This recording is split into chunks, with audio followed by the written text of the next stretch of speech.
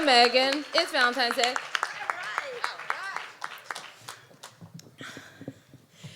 Well, this is a story about how, when I was 22 years old, I met and married a bank robber. I met my first ex-husband in church. Now, I was an old hand at church. I've been going to church all my life, so that wasn't anything new to me. But what was exciting to me when I was 22 years old in 1972 in Los Angeles, California, was this take on church that was a evangelical, exuberant, in-your-face, brother, do you know the Lord approach to church that the media and the people who talked about it called the Jesus movement. Those of us who were in the middle of it were proud to call ourselves Jesus freaks. And we looked exactly like the hippie freaks that thronged Santa Monica, Malibu in those days. Now, 3 years prior to this, my mom and dad had moved to Sydney, Australia. I dropped out of college, and here I was on my own in Los Angeles. I was couch surfing with some friends of friends who, when I showed up on their doorstep, they said, "Oh yeah, come on in, make yourself at home." But I knew they didn't mean for 6 months rent-free. I had grossly overstayed my welcome, and I knew it was time for me to move on, but to what? To where? Daily, I prayed for guidance. My life, my purpose. And then, this Sunday morning, I'm sitting there in this little church where all of us barefoot Jesus freaks went, about 40 of us. We're sitting there. I looked up from my hymnal, and there in the pulpit stood this blue-eyed stranger. His name was John the Beloved. And John had been invited that morning by our pastor to come and give his personal testimony. You talk about a testimony. This was dynamite. See, a year and a half prior to this day, John had found the Lord in prison. And as a born-again Christian, he became the Sunday school superintendent.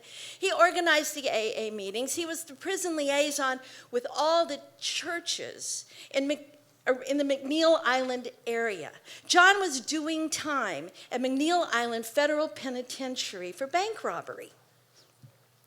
And after he found the Lord, he was a new creation. He was totally changed, and he really impressed the parole board. So much so that they granted him early parole. And 3 months before this Sunday morning, John had gotten off the bus in Los Angeles with contact for a new job and a new parole officer. 3 months out of prison, and already he was having a hard time. He had lost his job. He was losing his apartment. He was broke. And just the night before, he decided he needed to raise a whole lot of money the only way he knew how.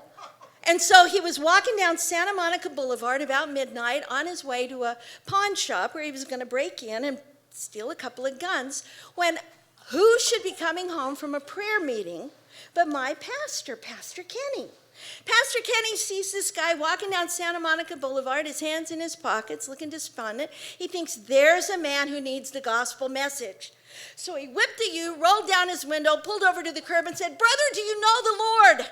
And there in the pulpit that Sunday morning, this John let the tears stream down his face as he told how he fell to his knees and let Pastor Kenny pray for him.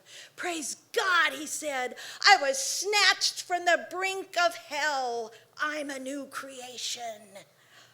Oh my God, I listened to that and I was riveted.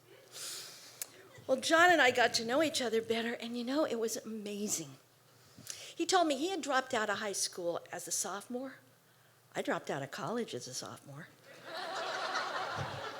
He was unemployed.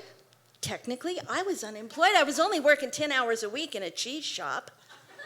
He was homeless. Well, I was homeless too. My mom and dad were in Australia. We had so much in common. And obviously, it was meant that we should labor together in the vineyard of the Lord as husband and wife. So we got married on a Christmas tree farm in Malibu Canyon, And at that wedding, I promised that I would love, honor, cherish, and obey this man. The first test of obey came when I came home from work and found him loading a U-Haul trailer hitched to the back of the Volkswagen. He couldn't get a job in LA. He said, we got to go north where I've got contacts in churches in Tacoma and Puget Sound. So obediently, I got to packing. But, you know, Puget Sound in 1972, they were having their own depression. And you couldn't get a job to save your soul, especially if your only resume was a rap sheet. I found a job for minimum wage as a file clerk. John got the occasional preaching gig in the churches in Gig Harbor and Tacoma. And for the first year, we lived on food stamps, love offerings, and minimum wage. And that's when I learned it is really hard work to be poor. It was hard work keeping my wedding vows, too. I mean, love, honor, cherish, didn't have any trouble with that, but obey always gave me trouble. And one day he pulled rank on me. He was so frustrated. He said, listen, Jesus said the woman is in subjection to the man. And without even thinking, I said, oh, he did not. That was St. Paul, Ephesians 5:22. But I knew, as hard as it was worth it because we were laboring for a higher purpose.